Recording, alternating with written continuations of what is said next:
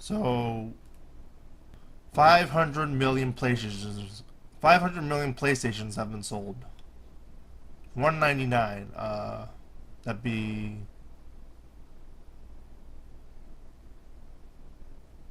$10 billion on PlayStation ones. Forget the price of the PlayStation 2. The PlayStation 3 they didn't sell for that high, but just imagine $10 billion just off PlayStations. Not to mention the software, etc.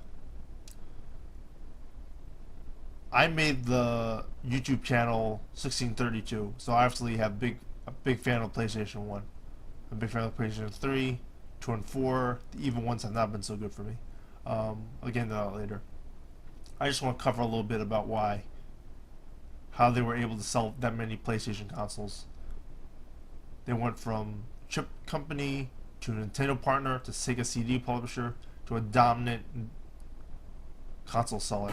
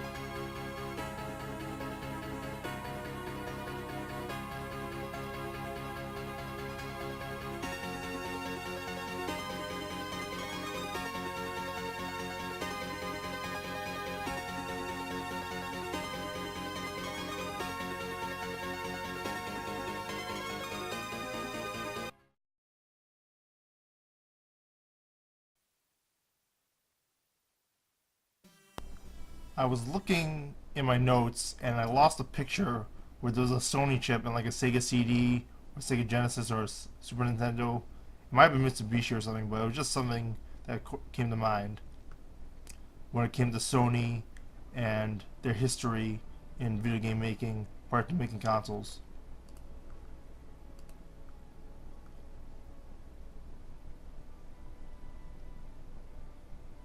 They went from Nintendo partner to Sega CD partner with Sony Pictures of Sony Interactive with Sony, like the cinematic games, QTE games, to a dominant console seller.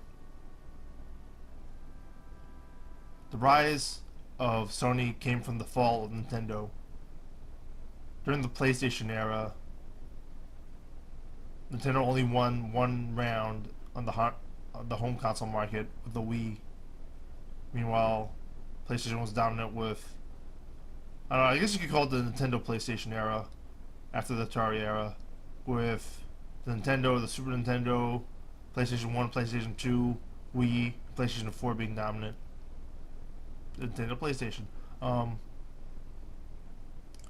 This is when some of Nintendo's business practices failed. Cartridge monopolies, cartridge prices, the lack of memory, losing Square to Sony, among other publishers. So Sony just got a lot of third-party, second-party dominance, and then that's helped them during the Nintendo PlayStation era, where they became dominant. It was because of the third-party support.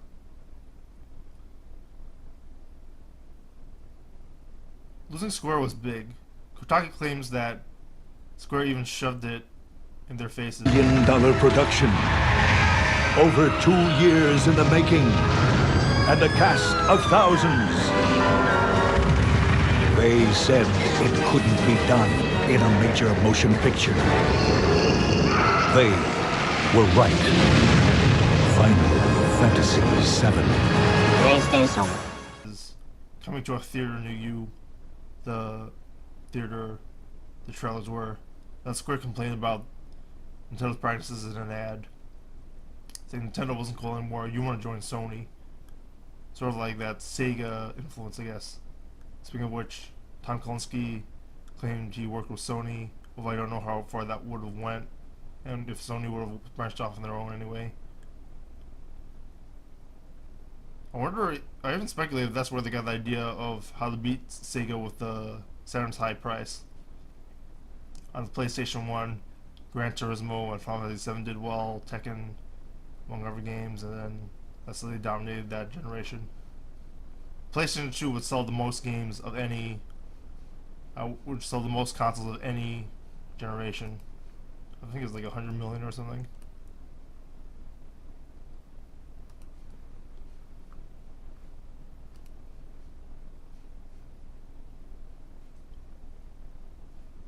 In 1994, the first PlayStation launch gained 61% of global console sales, beating Nintendo's record with the Nintendo and Super Nintendo. Oh, actually, the PlayStation 2, I'm just reading off Wikipedia, as you can probably tell. The PlayStation 2 actually sold 150 million units as of 2011. That's interesting because like there was probably a lot of units sold after it was. I mean, the PlayStation 2 pretty much lasted until the PlayStation 4, I think. I could even be wrong on that. Maybe it's still going. Maybe it went before that. But I guess probably 100 million at a point, and that just kept selling just because probably people wanted DVD players. Got the strategy in Japan, and it worked very well, according to Adam Koralik.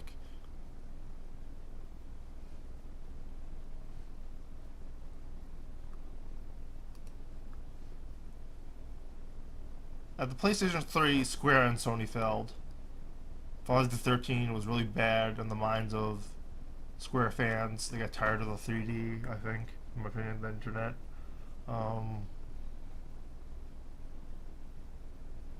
Square sort of lacks the direction. Hironobu Sakaguchi left from the PlayStation 2 era.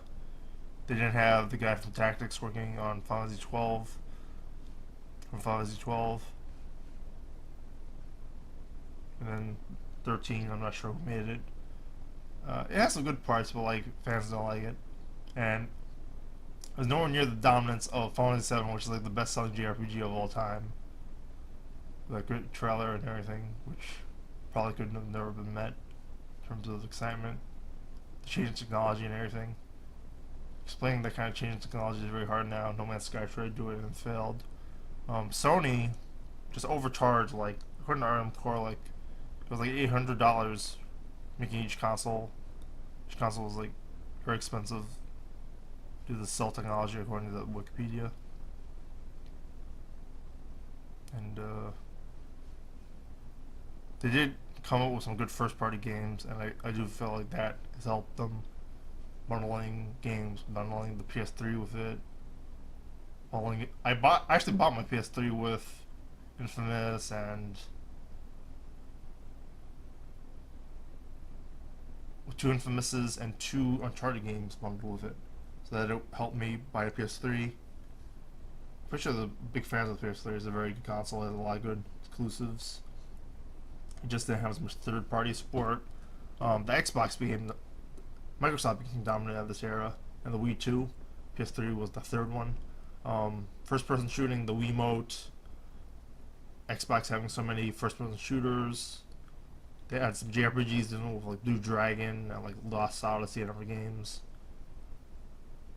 It's probably easier to program on the Xbox 360. They got a lot of third-party support and took away from the PS3.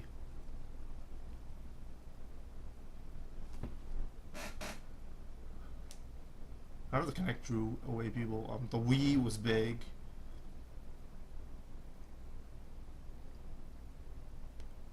They were becoming innovative. Nintendo, and it appealed to like the masses, which occurred again with the Nintendo Switch, with like people on the subway playing Pokemon Go and on the Nintendo Switch. PS3 had some great JRPGs, Resonance of Fate, and the Wii also had great JRPGs like The Last Story, Xenoblade Chronicles, Harvest Moon, but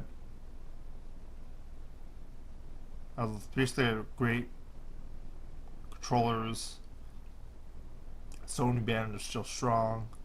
They did really well in Japan, outselling the Xbox 360 over there, which did pretty poorly. You know what? Xbox did really well in Mexico due to the lack of internet there. Possibly due to the proximity to some factories, lack of import tax.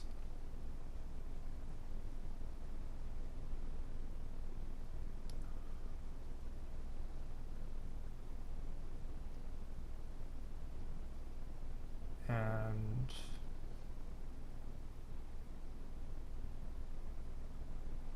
pretty much, yeah, Sony got out of touch. They didn't catch up with the Wiimote. They didn't do first-person shooters.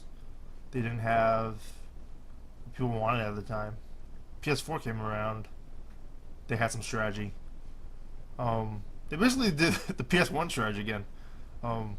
Whatever the price was for the Xbox was, it was cheaper, and they didn't appeal to like NFL and stuff, even though that was very dominant in the Xbox 360 era.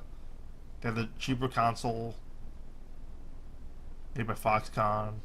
They sold limited edition consoles where people would buy different versions. PlayStation Store was extremely successful, and they regained third-party support, as mentioned in the PlayStation 1 and 2 eras, which is very important. Nintendo Switch is getting that again. Xbox One is filled with that. That is my conclusion for the history of the PlayStation and how they've been able to sell 500 million consoles. What are your thoughts? Like, comment, subscribe.